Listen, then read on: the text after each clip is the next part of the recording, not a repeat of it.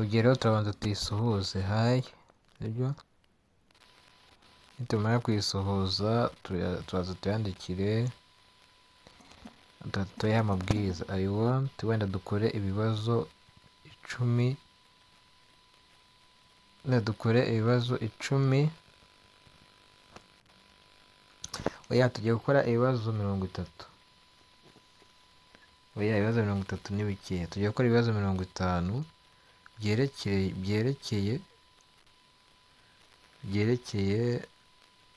byerekeye tugiye guhera kuri wenda byerekeye diyabete. I want you to ask me questions related to diabetes mellitus and gestational diabetes, but they must be hard and multiple choice question. So you will ask me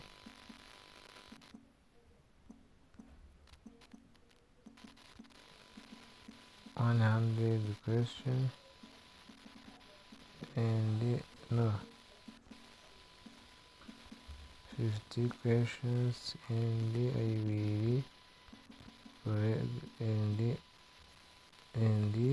you will correct me out of 100.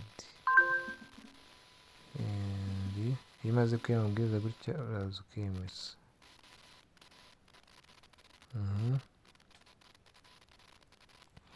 Ikibazo cya mbere, which hormone primarily opposes the action of insulin by stimulating hepatic glucose production? Somatostatin. Yavuze ngo which hormone primarily opposes the action of insulin? Glucagon.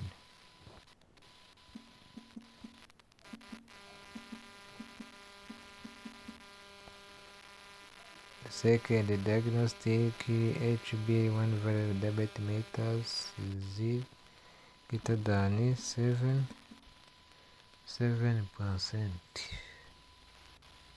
Which of the following is the highest abnormality in type 2 diabetes mellitus? And abnormality in type 2 you get is the highest abnormality. Insulin resistance in type 2. Insulin resistance is the first abnormality to occur.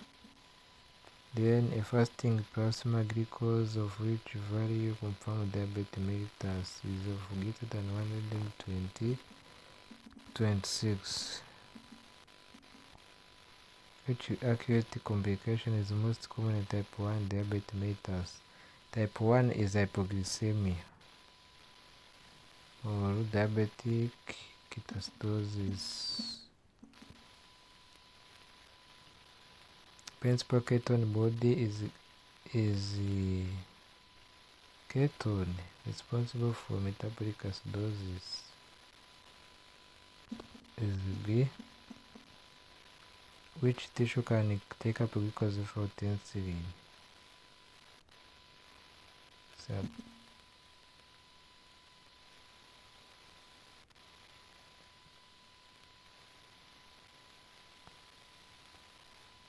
Which oral antidiabetic drug is considered biguamide or metformin? Production of glycogen, change of glycogen to glucose. Then 9, diabetic retinopathy caused by damage to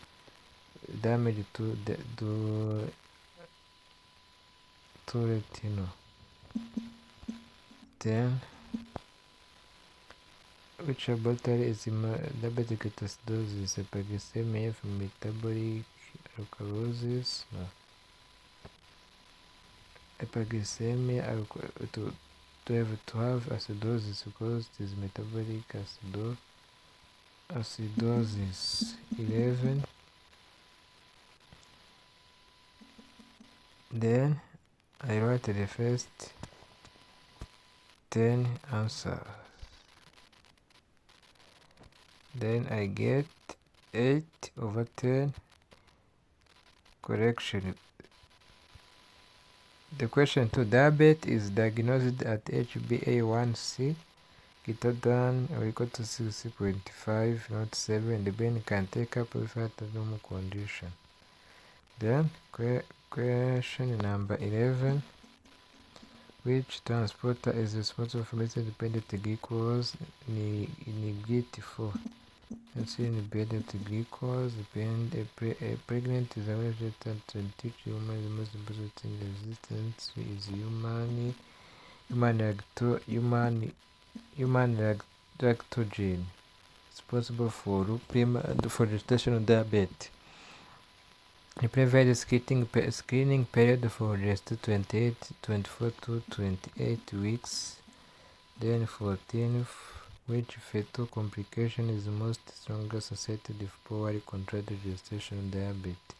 Which complication with poorly controlled gestational with macrosomia?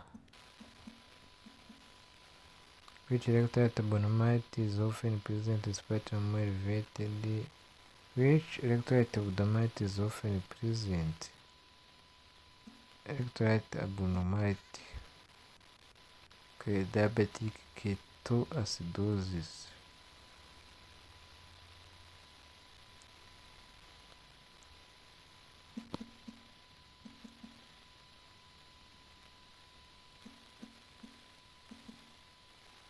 The most immediate complication is hypoglycemia. Which of the following is a microvascular complication of diabetes? Hyperglycemia. Nephropathy. We have what we call microvascular, small vascular complication. Coronary artery disease. Vascular meaning blood vessels. Any hyperosmolar hyperglycemic state. Ketosis is usually minimum because there is no complete.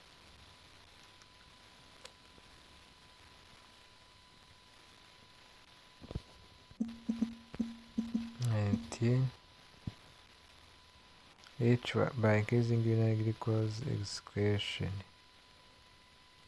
Sulfonylureas. They increase urine macrosomia. They get hypoglycemia.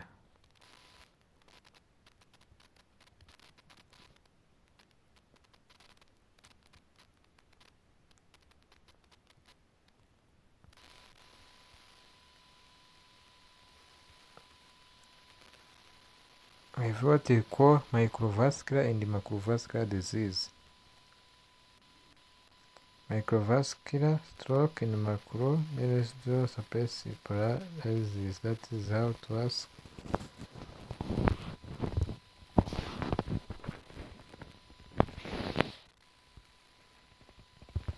With maternal gestational age and the way to check young dog from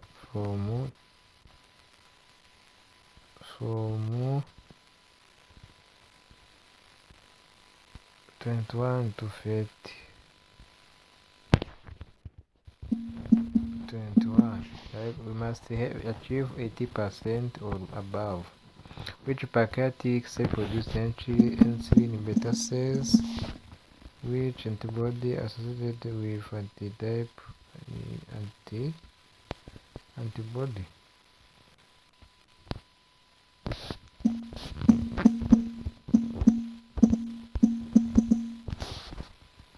Percent of diabetes develop persistent albuminuria. Albumin. Nephropathy. Which of the following sciences factor for maternal age less than 20 years?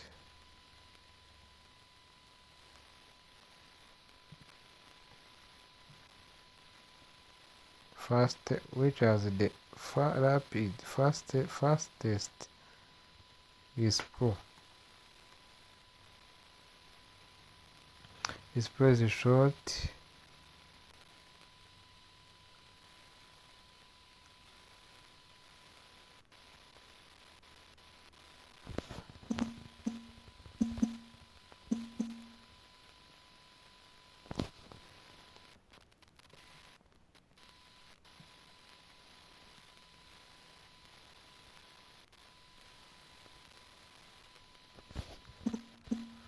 And 7.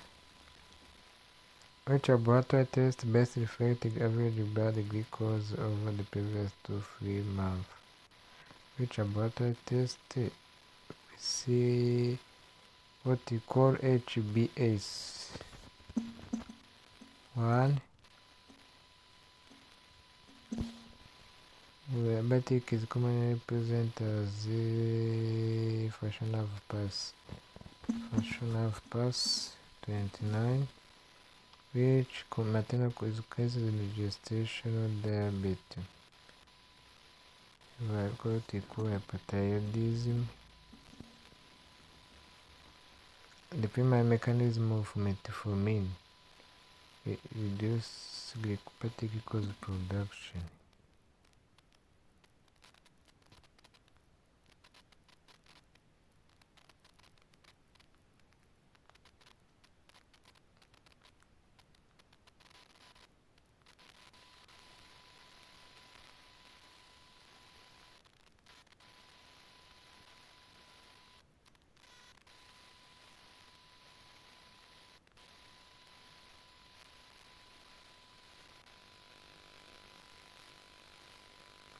We're going to repeat then to improve.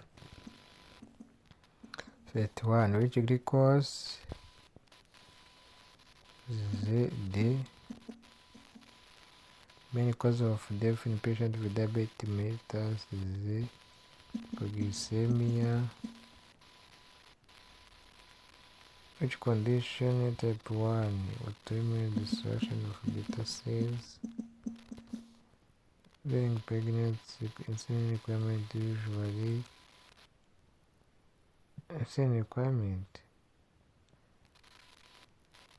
increase in second third trimester because of the hormone increase, which feature differentiate the significant ketoacidosis. A diabetic patient with retinal neurons indicate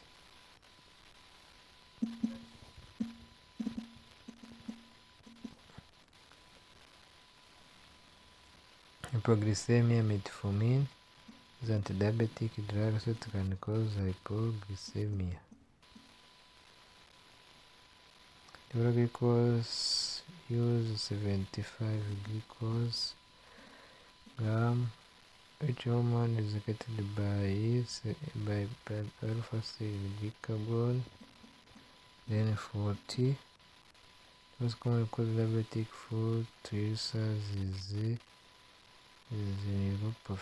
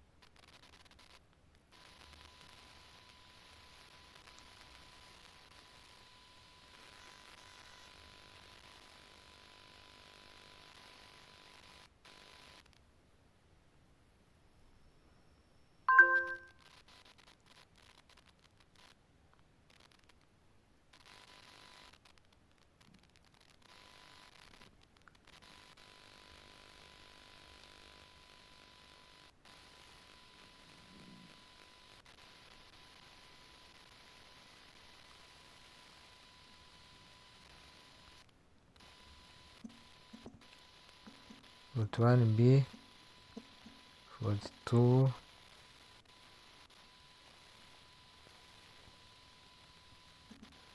Hypoglycemia 43. listen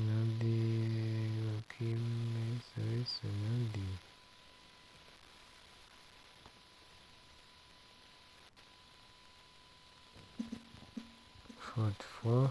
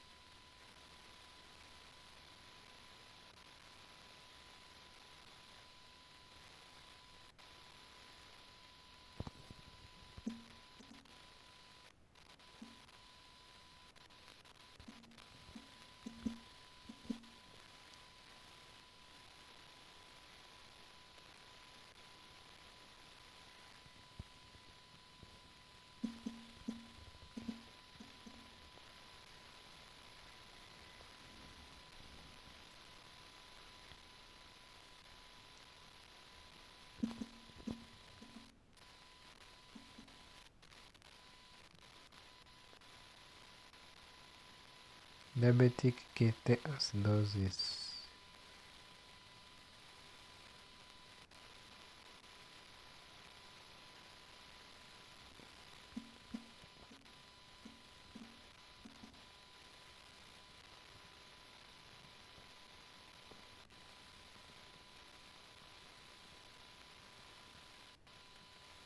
Macrovascular coded the gestation resolves minutes after delivery of the placenta.